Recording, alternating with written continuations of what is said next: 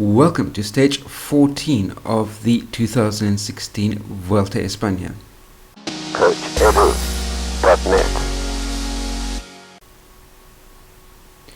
With the exception of the opening kilometre or two, the rest of the day's stage all took place on French soil, and there were 170 riders at the start of the grueling trek across 4 climbs. That is the Inharpo, the Sode, the Mare Blanc and the Dobesc to finish off the day. It took 15 kilometers before the break of the day was formed, and that featured 41 riders, and the gap reached 5 minutes near the top of the first climb, the Inharpo, where Elisonde Guinets and Frele briefly broke away from the leading group to contest the King of the Mountains points.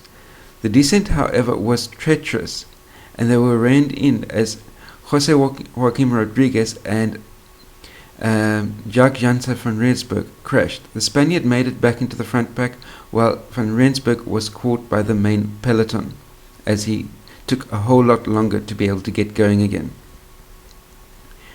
Kenneth van Bilsen of Cofidis was suffering from a stomach bug and pulled out of the race. He was soon followed on his way out of the Vuelta by Johan Lebron of FDJ, Philip Gilbert of BMC, David Malacarne of Espana, and Angel Madrazo of Caja Rural. And that was even before the foot of the Sode, the second climb of the day. The break had 6 minutes 30 over the Team Sky-led peloton at the foot of the Mare Blanc. In that third climb, Simon Yates of Orica Bike Exchange jumped away from the main pack, and considering that Yates had 4 teammates that were up in the breakaway earlier, those teammates in turn dropped back to offer him assistance along his way. So he was briefly helped up the Mare Blanc by his teammate Jack Haig, and then Yates had 1 minute 15 on the leaders bunch by the time he got to the top of the Mare Blanc, and then on the descent he was joined up by his teammates Kort Nielsen and Gerrans, who had dropped out of the leading group. And the Briton later picked up another domestic, Cuculera, so which meant that, but by that stage obviously Jack Haig had dropped back, having done his job. But that meant that in the flat area between the Mare Blanc and the Obisque, Yates had 3 teammates helping to pace him, and he was able to grow a gap of almost 2 minutes on the group of leaders. And considering that he was only 3 minutes 25 behind the lead at the start of the day's stage, it created panic amongst the leaders, which resulted in Movistar and Tinkoff taking over from Sky, pushing the pace at the head of the pack. Then you had, in amongst the leaders, you had Elisonde's acceleration 10 kilometers from the finish was fatal to De Klerk and Bernard, as the leading quartet was joined by Robert Gesink, who then went solo before being caught by Elisonde and Celine. He had the best legs in the finale and was able to outsprint the Frenchman who claimed the polka dot jersey 7 seconds back, while Celine finished third 9 seconds off the pace.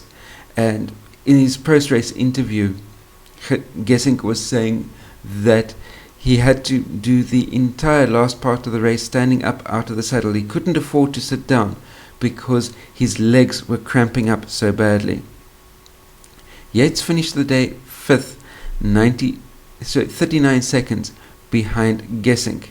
Quintana, who was the first to attack out of the favourites group, forcing Froome to dig deep, while Valverde lost contact and bucket loads of time on the final climb. The Colombian was at it again 5 kilometers from the top, but Froome came back with Contador and Chavez in his wheel before the Colombian counterattacked and gained 33 seconds of the line. The Contador, who briefly tried to attack just as he had done a couple of days ago, lost 20 seconds on the line, but Froome managed to finish in the same time as Quintana. So in summary, Robert Gesink came back from the dead to claim the Queen stage of the Vuelta a España at the Col d'Orbisque, powering away from Kenny Eliasson and Igor Silin 300 meters from the line for his maiden Grand Tour stage win, and what a stage it was. The Dutchman dropped by his breakaway companions in the descent from the Col de Marie Blanc, eventually rejoined the reduced leading group before showing he was the strongest on the day. The Briton Simon Yates, at the end of a long-range, perfectly executed attack, moved up to 4th overall behind his teammate Esteban Chavez. Alberto Contador and Alejandro Valverde, who dropped out of the top 5, lost ground. Valverde lost a lot of ground in the process. Nairo Quintana, who attacked several times, still leads Chris Froome by only 54 seconds and could not drop the Briton despite several attacks. And then nearer we get to the stage 19 time trial without Froome losing any more time, the more things are looking rosier and rosier for Froome. That brings me to the end of my report on stage 14 of the Vuelta a España. Be sure to like and share this video, post any comments, questions or criticisms that you may have in the comment section down below. If you're new to my channel, hit that subscribe button, and last but by no means least, remember, stay carved up for the win. I'll see you next time. Cheers.